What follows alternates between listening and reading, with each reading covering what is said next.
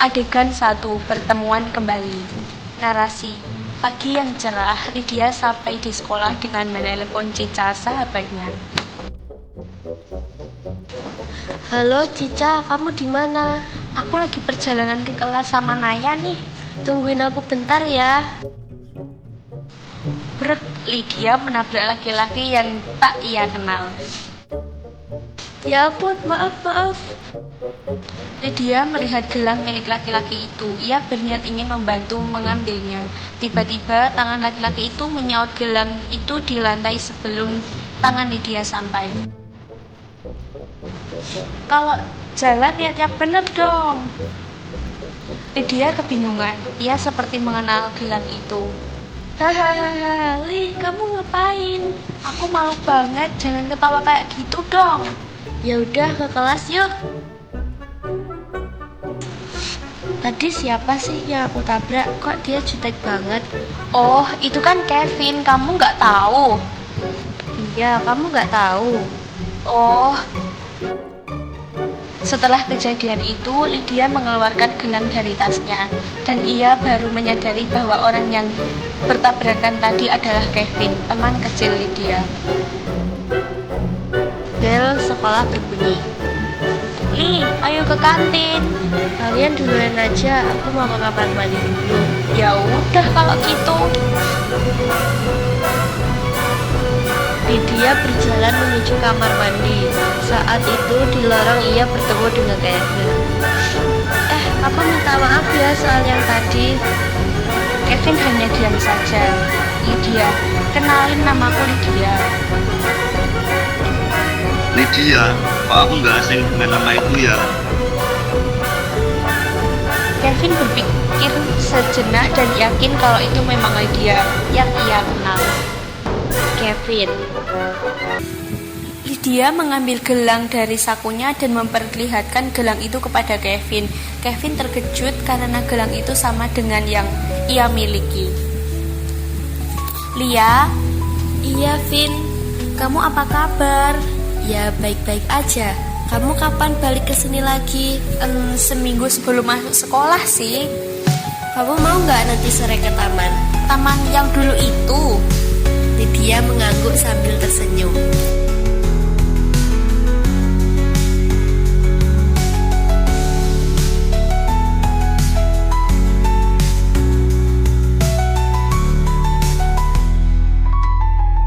Adegan 2, persahabatan yang tumbuh. Sore di taman, mereka bertemu lagi setelah sekian lama. Tak banyak kata, hanya tatapan yang saling bicara. Senyumnya masih sama, dan detik itu kenangan pun kembali mengalir tanpa perlu dijelaskan.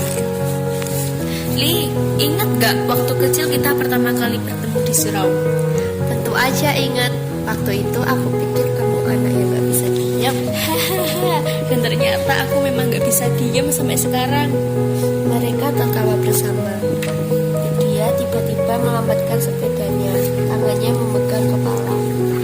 Li, kamu kenapa? Cuma pusing dikit. Gak apa-apa kok, Vin.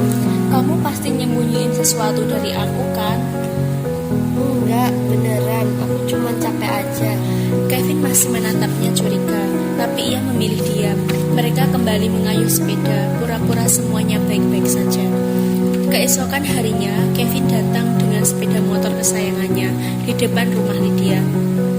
Selamat pagi, Li. Pagi juga, Vin. Yuk, nanti pulang sekolah kamu sibuk gak? Enggak, kenapa emangnya? Nanti temenin aku beli novel ya. Oke. Bel pulang sekolah pun berbunyi. Kevin dan Lydia bertemu di parkiran sekolah. Yuk Li, jadi kan aku temenin beli novel? Ayo, jadi dong. Narasi. Tibalah mereka di sebuah toko buku terfavorit di kotanya. Di saat Lydia asik mencari novel yang ia inginkan, tanpa Lydia sadari, Kevin menatapnya dengan pandangan tak biasa. Sampai akhirnya suara Lydia memecahkan suaranya.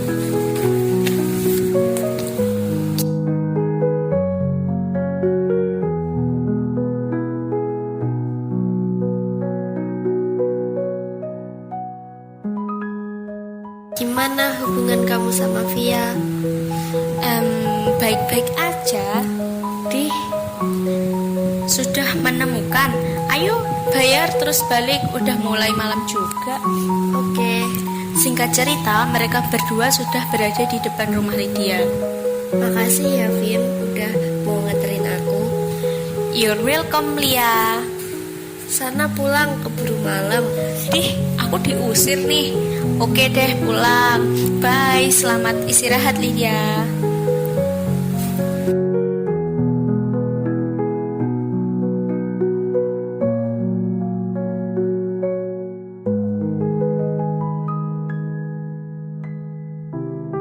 Adegan 3. Jarak yang mulai terasa. Kamu semakin cantik aja sih. Emang iya. Sementara dari kejauhan Lydia menatap dengan pandangan yang tidak bisa diutarakan. Ada perasaan yang aneh di dalam hatinya. Narasi dalam hati. Harusnya Narasi. Lydia menunduk, menggenggam erat kaleng minumannya. Ia ingin tersenyum, tapi bibirnya terasa berat. Ia akhirnya berdiri dan pergi ke kantin. Dari kantin, di seberang meja, Kevin mencuri pandangan ke arah Lydia. Ada sesuatu di matanya, sebuah keraguan, sebuah rasa bersalah yang enggan ia takuti, tapi tangan Via menggenggam tangannya dengan erat, membuatnya kembali fokus pada gadis yang ada di sampingnya. Lydia berjalan dengan tergesa-gesa menuju dalam kelas. Dari kejauhan, Dua sahabatnya menghampiri Lydia. Kamu kenapa, Lia? Nggak apa-apa, tadi aku mau beli minum di kantin, tapi antri banget jadi males deh. Kirain ada apa? Setelah kejadian tadi, Lydia berpikir jika dirinya dan Kevin semakin jauh dan tidak seperti dulu lagi. Langsung barang. Adegan 4. Pertengkaran yang menyakitkan. Narasi. Setelah kejadian tadi, Lydia berpikir jika dirinya dan Kevin semakin jauh, tidak seperti dulu lagi. Lydia, Natasha dalam hati, apa aku harus kasih tahu Kevin tentang perasaan aneh aku ini? Tapi apa Kevin bisa menerima aku atau bahkan malah jadi dia menjauh? Setelah sekian lama berpikir, Lydia akhirnya memberanikan diri untuk menemui Kevin. Terkadang hal yang paling menyakitkan bukanlah perpisahan, tapi perubahan tanpa penjelasan. Kayaknya aku harus kasih tahu Kevin deh. Seenggaknya aku nggak mendem ini sendirian. Gumam Lydia dalam hati. Dari kejauhan, Kevin muncul. Ia berjalan perlahan ragu. Ketika melihat Lydia, ia sempat berhenti sejenak. Namun Lydia mengetahuinya dan berpikir menghampirinya. Hai Vin, akhir-akhir ini kenapa kita jadi jauh ya? Lia, aku udah punya pacar sekarang. Aku nggak bisa selalu ada buat kamu seperti dulu. Tapi aku cuma pengen sahabatku balik. Aku nggak pernah minta lebih kok. Aku cuma pengen kamu selalu tetap ada. Apa itu salah? Kesel. Kamu harus ngerti, Li. Aku nggak bisa terus-terusan ada buat kamu. Hidupku udah beda sekarang. Hening sesaat, Lydia menunduk, menarik nafas dan tersenyum lirih. Kevin, sebenarnya aku itu... Apalagi sih, Li? Oke, aku ngerti sekarang. Aku cuma bagian dari masa lalu kamu. Aku duluan ya, Vin. Aku harap kamu bahagia. Li? Lydia berhenti sejenak tanpa menoleh. Narasi, terkadang seseorang pergi bukan karena ingin, tetapi karena sadar kalau ia tidak lagi dibutuhkan. Petugas yang sedang memeriksa keadaan Lydia. Kondisinya makin lemah. Tapi kalian tenang aja karena kondisinya nggak begitu serius. Kalian tunggu dulu di sini sampai dia sadar. Biasanya membutuhkan waktu sekitar 5 menit untuk dia sadar. Baik Bu, kami akan menunggunya sampai dia sadar. Petugas UKS pergi meninggalkan mereka. Kevin menghampiri Lydia dan menggenggam tangan Lydia dengan gemetar. Lia, aku sangat bodoh. Aku benar-benar meminta maaf. Aku sangat menyesal atas apa yang telah aku ucapkan. Aku sadar kamu sungguh berarti buat aku. Aku sekarang di mana? Kenapa kalian juga ada di sini? Lydia, Kevin yang tadinya di sebelah Lydia kini tergantikan oleh kedua sahabatnya Lydia, yakni Naya dan Cica, mendorong Kevin menjauh dari Lydia. Adegan 5. Kesadaran.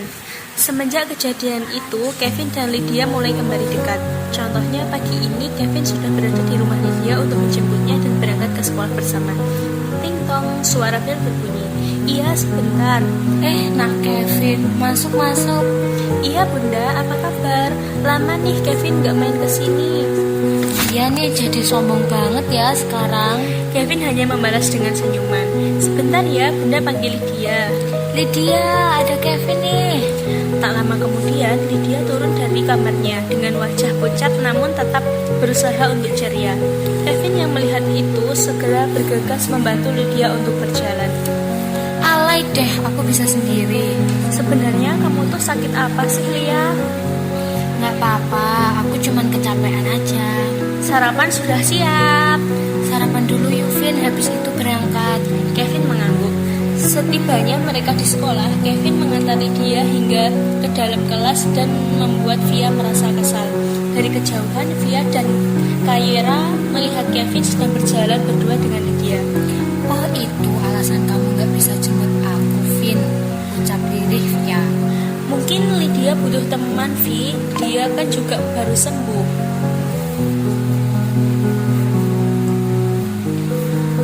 Jam istirahat tiba. Kevin bergegas menghampiri Lydia di kelasnya untuk mengajak gadis kecil itu ke kantin. Baru saja Kevin keluar dari kelasnya sudah dihadang oleh Via. Ke kantin yuk. Duluan aja ya, nanti aku nyusul. Masih ada urusan sebentar. Oh, oke. Wajah Via yang tadinya ceria kini menjadi suram. Udahlah, ayo sama aku aja. Narasi. Entahlah mengapa sejak Lydia pingsan kemarin, Kevin semakin nggak peduli kepadanya. 1 bulan kemudian, di pagi hari yang cerah, Lydia turun dari motor Kevin dan bergegas masuk ke dalam kelasnya. Namun langkah Kevin berhenti. Tangan lainnya mencegah. Via berdiri di belakang Kevin dengan wajah kesal. Aku mau ngomong penting. Kenapa? Sebentar ya, habis nganterin Lydia ke kelasnya. Gak apa-apa kok Vin, aku sendiri aja.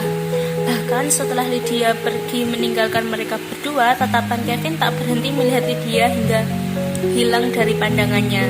Sepenting itu ya dia sekarang. Maaf ya Vi, tapi Lydia butuh aku. Kalau Lydia butuh kamu, terus aku? Tapi beda Vi, udah ya, aku gak mau bertengkar.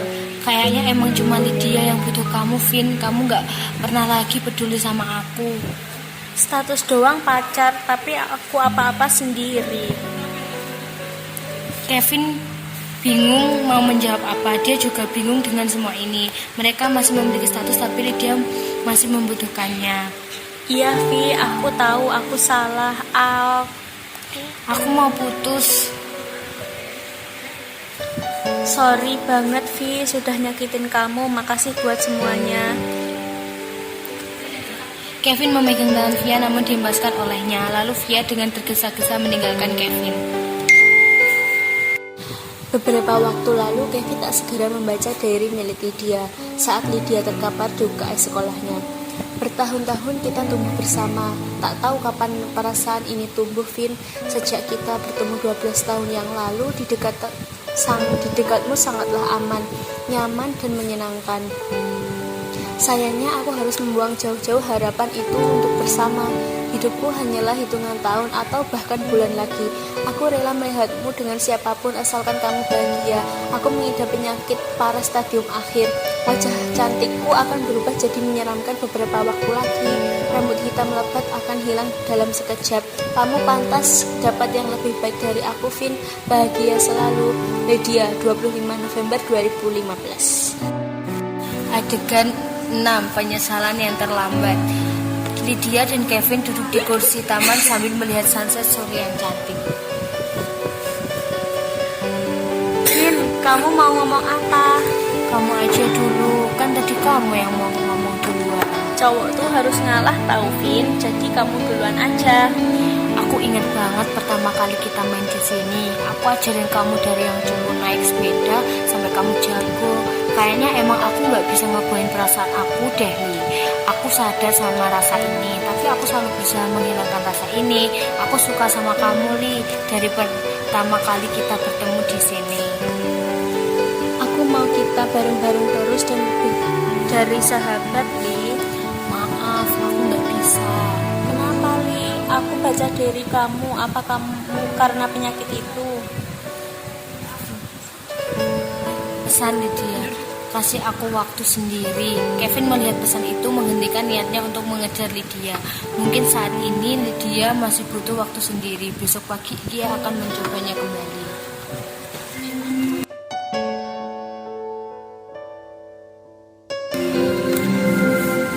Pagi hari ini Kevin sudah rapi. Ia menggunakan baju terbaiknya, tetapi Kevin menerima pesan dari Lydia. Pesan Lydia, temui aku di taman biasanya. Tak lama Kevin segera bergegas menuju taman itu. Sampainya ia di taman itu, tapi dirinya tak menemukan Lydia. Hanya ada kotak berwarna hitam di atas kursi taman. Kemudian Kevin menghampiri kotak itu.